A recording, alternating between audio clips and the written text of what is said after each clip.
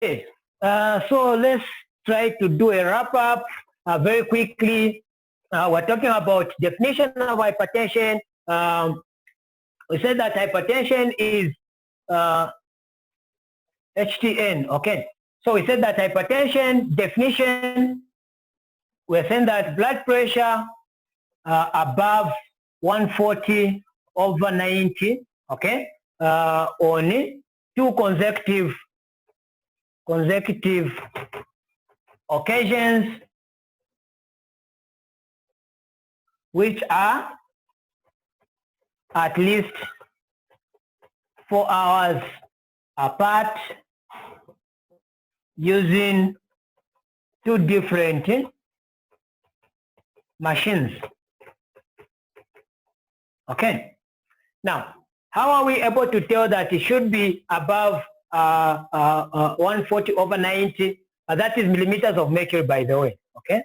So we're able to tell that we look at what is called the American Heart Association staging of hypertension. Okay. So we can have what is called, we can have, let's say, the hypotensive portion part. You can say hypotension.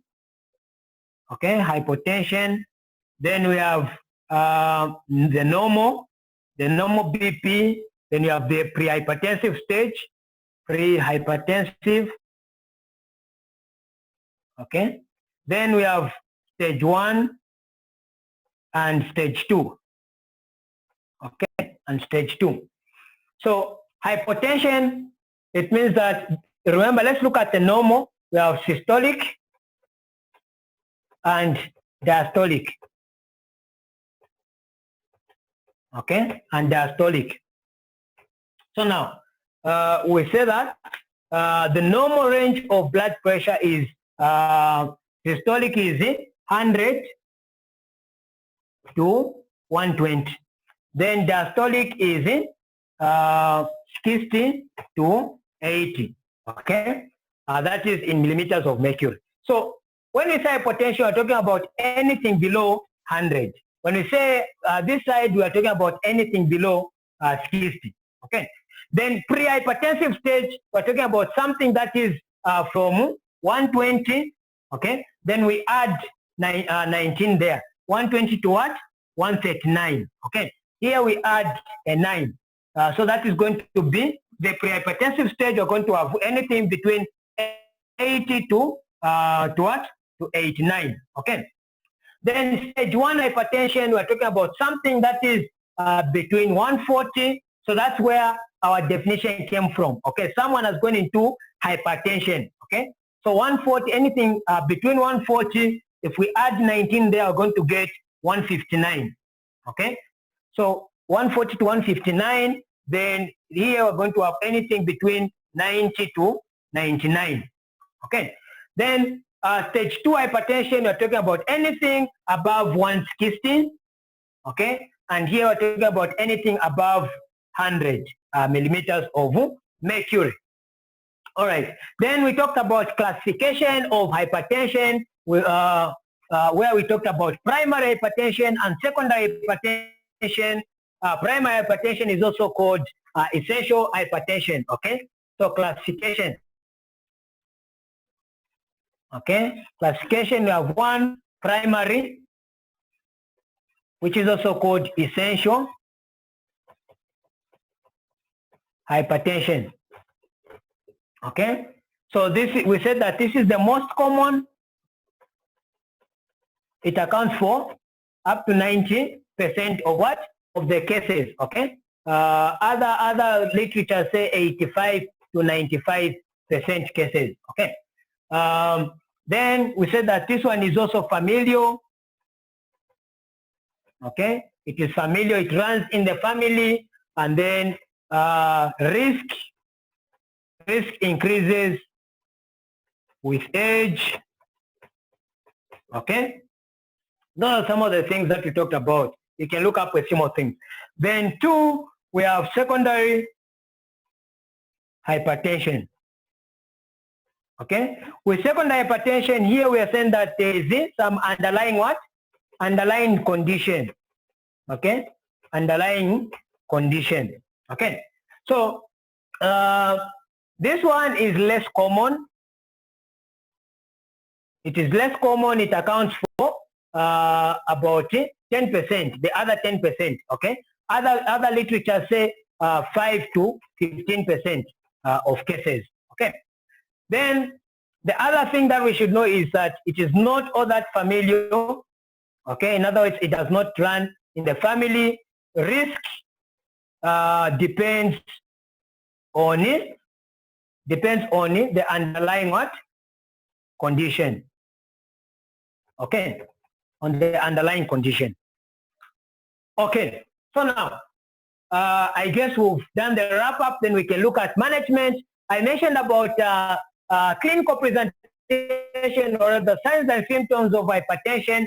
I mentioned to say that hypertension is referred to as a silent killer disease. The reason is because it barely has any signs and symptoms, okay? Most of the signs and symptoms of hypertension are those that are due to the complications of hypertension. If, let's say, for example, someone has a stroke as a complication, then it means that the signs and symptoms in that case are going to be those of stroke, okay? If someone has the kidney disease because of hypertension, then the signs and symptoms are going to be those of kidney disease, okay? But when you look at it itself, there are not much signs and symptoms. Sometimes we have things like headache and so on, okay? Palpitations, of which those are also maybe due to some other complication, okay? So let's talk about management of hypertension. So management, we said that we can have non-pharmacological, and pharmacological. Okay, and pharmacological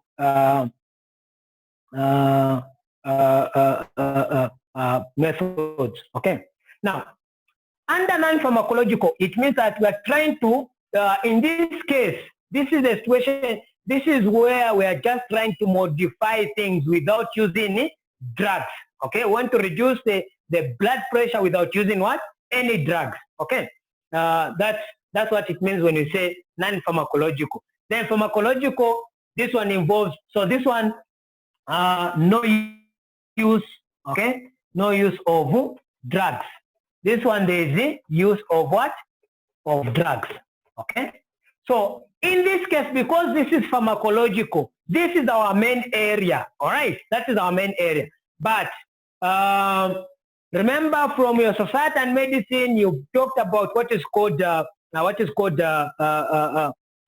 biopsychosocial model, and we've said we have what is called a holistic approach in managing patients. Okay, so when you're managing patients, when you become doctors, when you become clinicians, you're not only going to concentrate on pharmacological methods of treating hypertension. So it's very important for you to look at it, to know some of these non-pharmacological methods. Okay, besides, before you become a doctor, you cannot prescribe any drugs, and yet maybe there's someone in your family who has hypertension, and you can tell them about these non-pharmacological methods. You can tell them to, one, reduce their weight, okay?